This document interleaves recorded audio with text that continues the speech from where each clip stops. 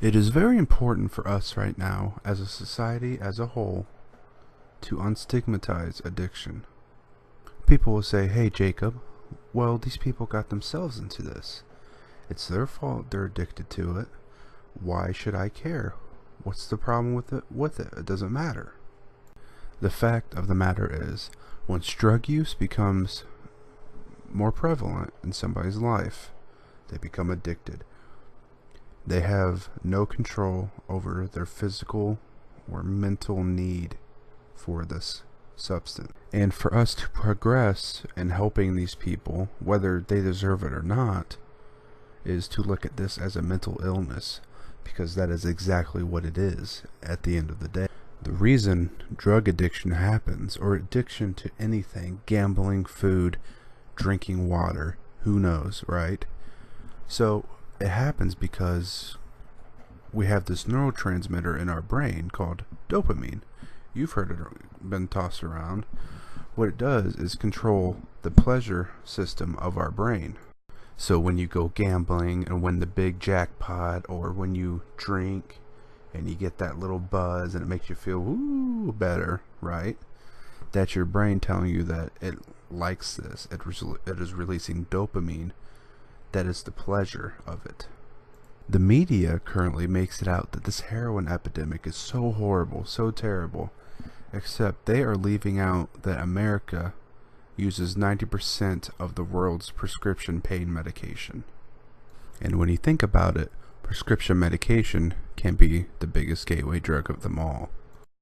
Some could argue that's where drug abuse as a whole could begin.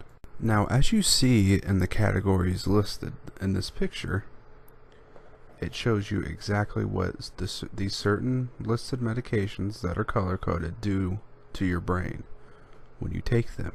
The CDC has written that in the past 15 years, 165,000 people have died from prescription pain medication.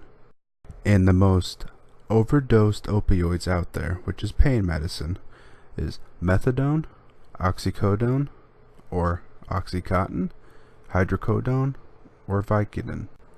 And currently today, 1 in 4 Americans that receive prescription pain medication will be addicted to it at some point in their lifetime. So I figured now I will tell you some statistics on what children these days are being prescribed. So here we go. As of 2014, 4.4 million children on the age of between 0 and 17 years old are on ADHD medication. Of that 4 million, 1,422 are below the age of 1. What's that tell you? And for antidepressants, there is 2.1 million people, as in children, currently on it. That is 1.444 million 13 to 17 year olds taking it. And of that 2.1 million, 26,000 are children, 4 to 5, 2 to 3, and 0 to 1 years old.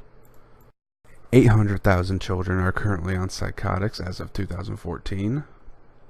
2.1 million children on anti-anxiety medication.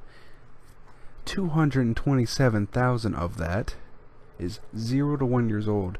Imagine your child taking medication like that. That is for adult. So now they want to deflect from this. They'll try to save their hides.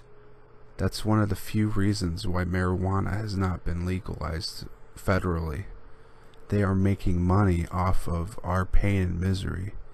That is the end of the line of it all. As a nice end little tidbit, the CDC says that marijuana, we'll bar alcohol from this because we all know how bad alcohol is, that marijuana is one of the leading factors to current opioid abuse in America. Interesting, huh? And sometime soon there will be a follow-up video where I will be detailing more about heroin as a whole. Thank you.